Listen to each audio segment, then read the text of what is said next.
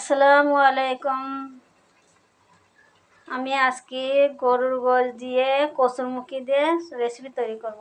প্রথমে কসুরমুখী, দুটো আলু, টমেটো, পেঁয়াজ আর এখানে আদা বাটা রসুন বাটা একসাথে করে বেটে নিয়েছি। জিরের গুঁড়ো, কাশ্মীরি লঙ্কা গুঁড়ো, লবণ, হলুদ গুঁড়ো, গরম মশলা আর জিরের গুঁড়ো। আর এখানে দারচিনি, গোটা এলাচ আর জিরে। আর এখানে আছে পেঁয়াজ বাটা। প্রথমে কড়াইতে তেল দিয়ে দেবো। প্রথমে দুটো গোটা তেজপাতা দেবো, দুটো শুকনো লঙ্কা দেবো, দুটো গোটা রসুন দেবো, দুটো ছোটো এলাচ ফল দেবো, দুটো লং দেবো, কাঠ দারচিনি দেবো, জিরের গুঁড়ো দেবো আর দুটো লং দেবো। তারপরে দেবো পেঁয়াজ,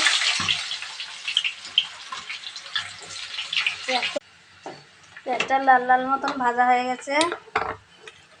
তারপর দেবো আদা বাটা, রসুন বাটা, পেঁয়াজ বাটা, লবণ,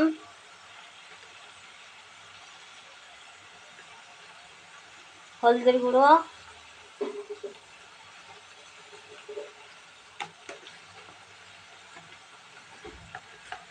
ধনের গুঁড়ো,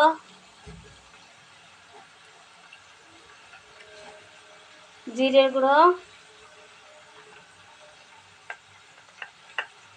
একটু গরম মশলা গুঁড়ো করে রেখেছিলাম সেটা গরম মশলা গুঁড়ো,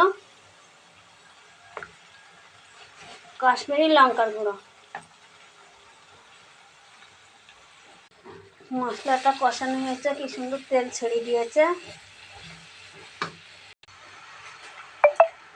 একটু সামান্য পানি দেবো, গোশটা দিয়ে দেবো। কেটে রেখেছিলাম গুঁড়ো করতে, সে কচুটা দিয়ে দেবো। এর দুটো আলু দেবো।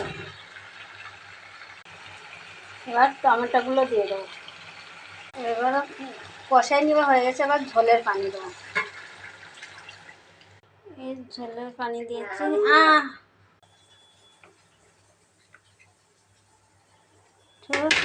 ঢাকা দিয়ে দেবো। হয়ে গেছে, এবার একটু গরম মশলা দিয়ে দেবো। এই কসুরমুখী আর গরুর গোশ দিয়ে রেসিপি।